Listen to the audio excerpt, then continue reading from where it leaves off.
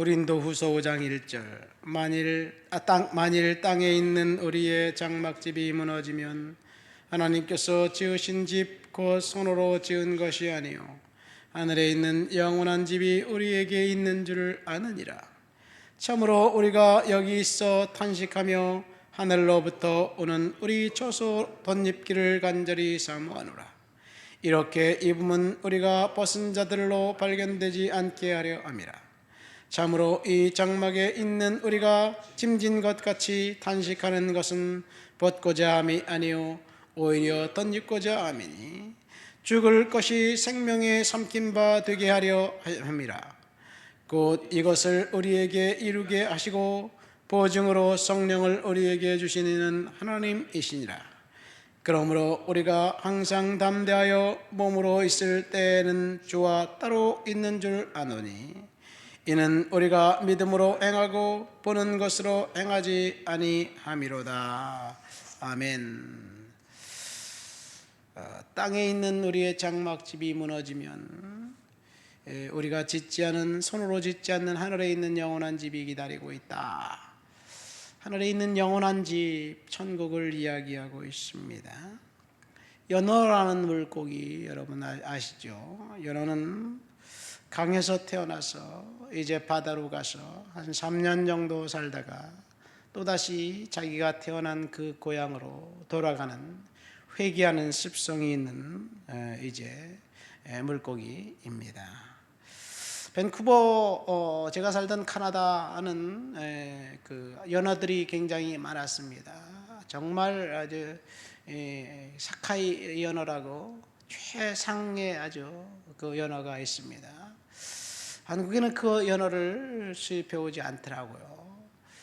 그 연어가 이제 강에서 태어나서 바다로 갔다가 다시 고향으로 돌아오는 것을 보면 정말 그 경외감이 들 정도로 어떻게 보면 신성하기조차 합니다. 어떻게 그렇게 알고 반드시 빠짐없이 고향으로 돌아오는지, 그 봄부터 시작해서 연어가 이제 오기 시작하면 가을까지 계속해서 올라옵니다. 어떤 연어는 2,000km에서 5,000km 정도 되는 그 거리를 여행합니다.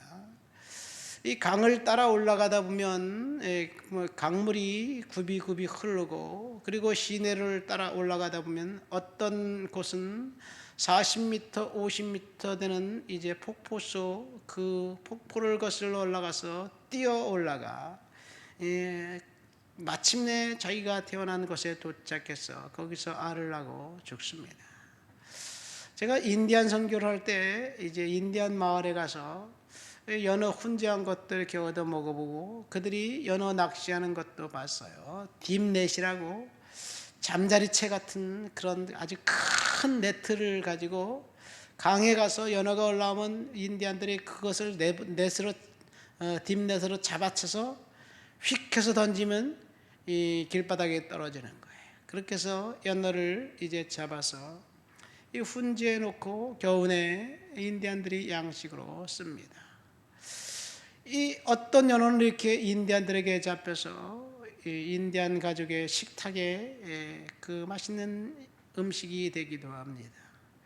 인디안들에게 잡히지 않고 이제 끝까지 거슬러 올라간 그 연어들은 큰 강을 따라 올라갈 때는 문제가 없지만, 이제 시냇가 냇물을 갈 때는 그 밑에 있는 돌과 나무 등걸과 이런 데 온몸이 찢어지고 만신창이가 돼서 결국은 알을 낳을 때 되면 그 생명을 다하고 거기서 알을 낳고 죽습니다. 누구에게 배웠나? 누가 가르쳐 주었을까요? 누구에게 들었나요? 하나님이 그렇게 만든 거지요. 아마 연어의 회귀하는 습성을 통해서 우리 인간들이 영원한 천국에 가고자 하는 소망이 우리 인간들에게도 있는 것, 연어에 회귀하는 것과 인간들이 영원한 천국을 사모하는 것이 동일하지 않은가 생각됩니다.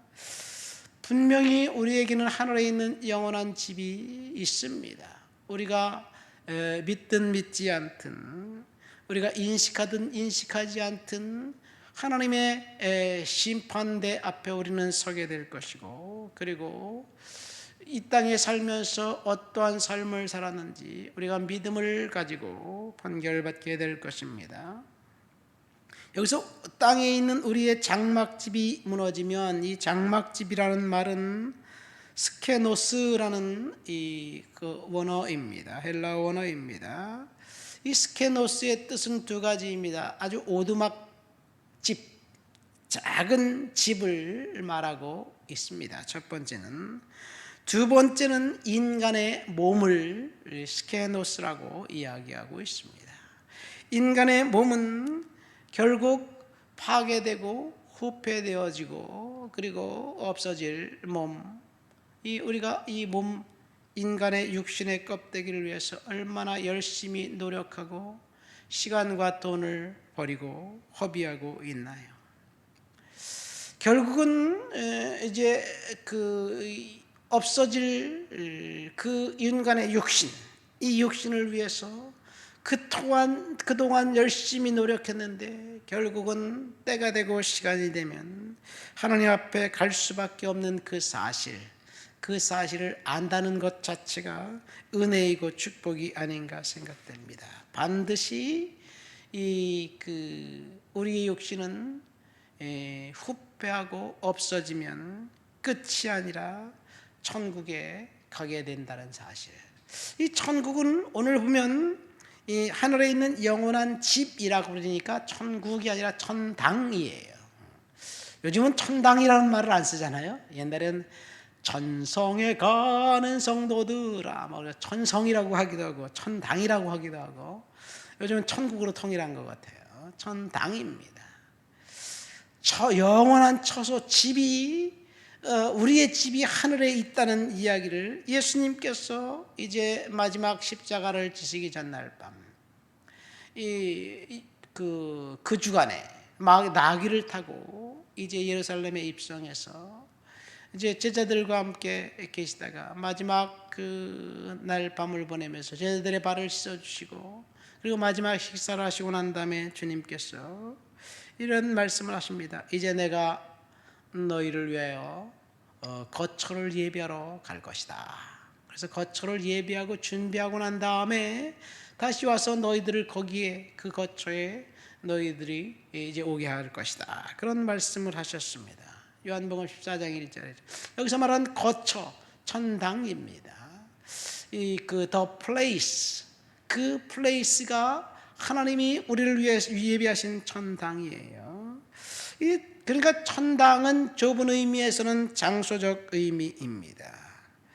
이 장소적 의미, 그곳에, 천당에, 사도 바울은 14년 전에 내가 천당에 갔다 온 사람을 안다, 그런 이야기를 합니다.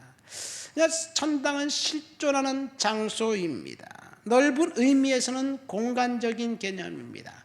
하나님이 통치하시는 그곳입니다. 우리가 이 땅을 이제 하직하는 날, 우리가 하나님 앞에 서서, 심판대 앞에 서서 분명하게 우리가 한 행동 때문에 심판받아서 천국과 지옥으로 이제 구분될 거예요. 이것은 하나님이 통치하는 그 장소입니다. 오늘날 사람들은 천국에 대해서 믿지를 않습니다.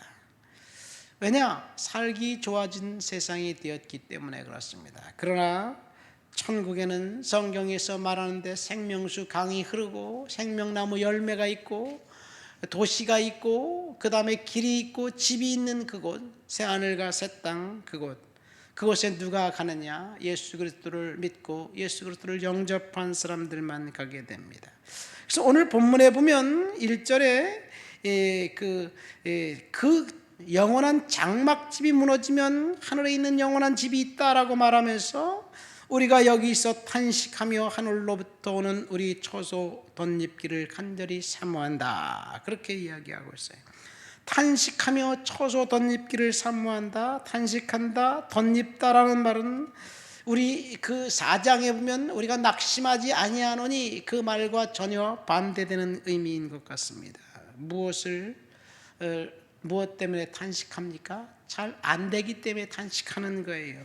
무엇이 잘 안 되기 때문에 단식하나요? 하늘 처소를 입기를 들어가서 이제 덧입고 새 옷을 입기를 원하는데 우리의 힘으로는 안 되기 때문에 단식하고 있는 것이 아닌가 생각됩니다. 이 5절 말씀을 보니까 이것을 우리에게 이루게 하시고 보증으로 우리에게 성령을 주시는 이는 하나님이시다. 이 천당을 들어갈 수 있는, 덧입을 수 있는 방법은 보증으로 성령을 주신 그 하나님, 그 하나님의 은혜로 말미암아 우리는 천당에 갈 수 있어요. 이것이 7절의 믿음이라고 이야기하고 있습니다.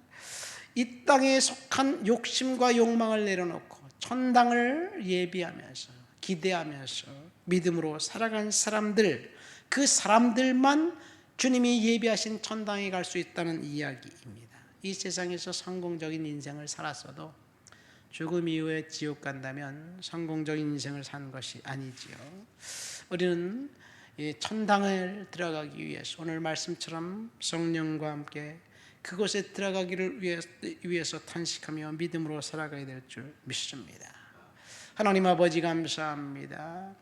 하나님, 우리의 손으로 짓지 않는 영원한 집 천당, 그곳을 우리가 사모하며 믿음으로 살아갈 수 있도록 주여 도와 주시옵소서.